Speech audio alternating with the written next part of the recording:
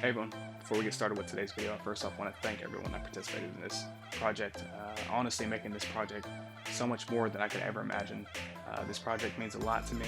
It means a lot to the 5 individuals that we'll be talking over the next 5 days.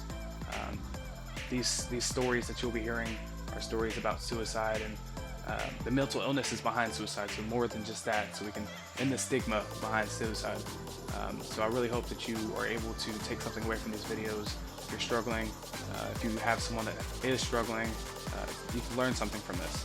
So I really do appreciate all of y'all being patient with me, and we will be having a stream very soon, so we'll talk soon. Thank you. My name is Mary and I am 22 years old. I was diagnosed with major depressive disorder, paranoid anxiety, and regular anxiety when I was 12. I've been institutionalized 3 times and outpatient to at least 4 to my knowledge. I deal with depressive episodes coming and going throughout the months, throughout the weeks. It just depends.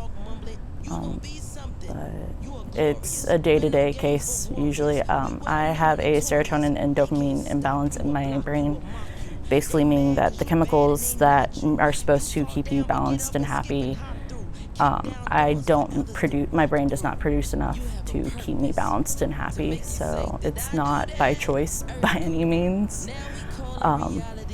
And it's something that I've had to find coping methods and, ways to try and deal with everything that I feel, every day. Things have definitely changed over the years. Started out pretty negative when I was younger, and since I've grown and, done therapy and, group therapy, talking to people, and I've been on at least 4 different medications for all of it, and I just kind of found out what worked for me. Get through everything.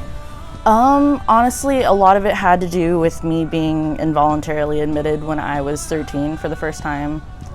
That's when we first found out that I was not just a moody teenager, like I actually did have something physically wrong with me. And that kind of sparked the conversation between me and my parents that, there are things out there, that there are methods and there are resources that you can use to try and, work your way through this. But a lot of it has to come down to just open communication, no judgment, no questions asked, just this is how I am, And then from there, we kind of figured out a game plan of, if I'm feeling low one day or anything, I rate my days on a scale from 1 to 10 every day. So, some days I can be a 10, some days I can be a 2. And then going on from that, I've learned how to cope with everything else. So it's just a lot of open communication and a lot of trust in my circle of people that I have. And that's really what it boils down to, is communication.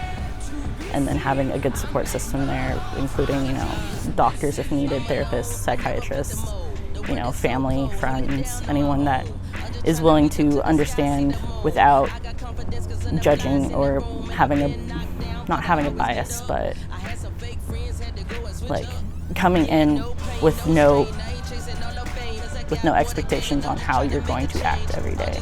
Definitely, never be afraid to open up to anyone. I know when I was going through it, still to this day, I don't talk about it a lot because I'm scared I'm going to get judged or treated differently because I do have something wrong with me, and it's not just, it's not easily fixable, but it's workable in a sense. Just be open and honest with everyone. You're not a burden as much as it feels like you are. People love you no matter what you're going through, no matter what you say to people. At the end of the day, you do have people out there that truly do care for you.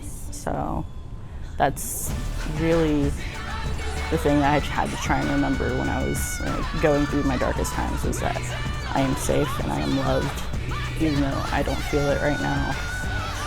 There's always going to be, the calm after the storm. The dust will finally settle and you're going to have a good day afterwards. And again, that number is 1-800-273-8255. Please, if you are feeling depressed or suicidal, please reach out to someone. You are not alone in this. It's gonna be okay.